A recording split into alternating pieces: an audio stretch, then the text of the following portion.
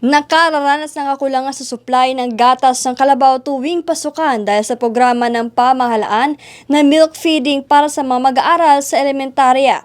Kaya naman hinikayat ng Philippine Carabao Center ang Carabao farmers na gawing negosyo ang paggagatas.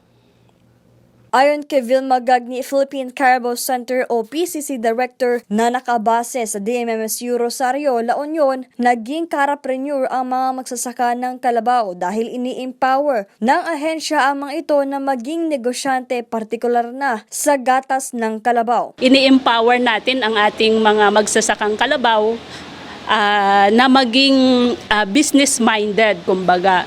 So, ang kagandahan nito dahil nagkaroon po tayo ng batas, yung RA 11037 na ang tinatawag itong masustansyang pagkain para sa Batang Pilipino Act.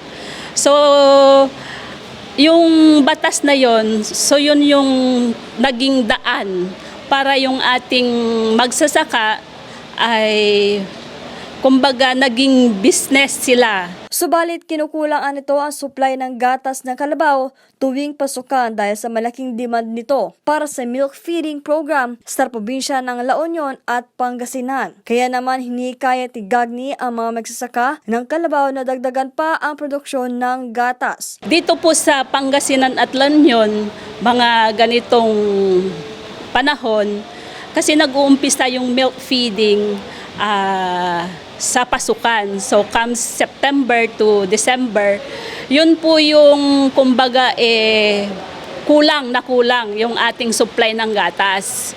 So ina-encourage din namin talaga yung ating magsasaka na kumbaga maging masigasig sa pagpapaunlad ng kanilang production para po matugunan ang supply sa ating milk feeding program. Sa panahon naman na walang klase, tiniyak ni Gagni na handa nilang tulungan ang carapreneur na maibenta ang natitira pang mga produkto ng gatas. So yun po yung ginagawan natin ng paraan na matulungan ang ating mga carapreneurs na kumbaga ina-assist natin sila para i-link sa iba't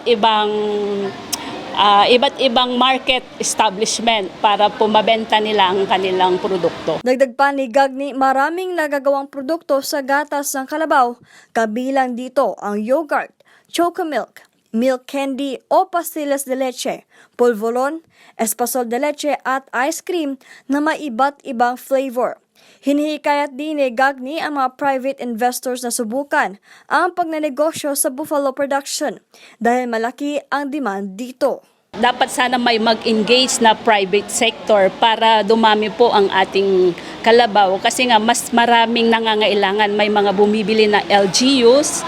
Kami din po sa ngayon ay nangangailangan ng around 2,000 heads this year. So maganda pong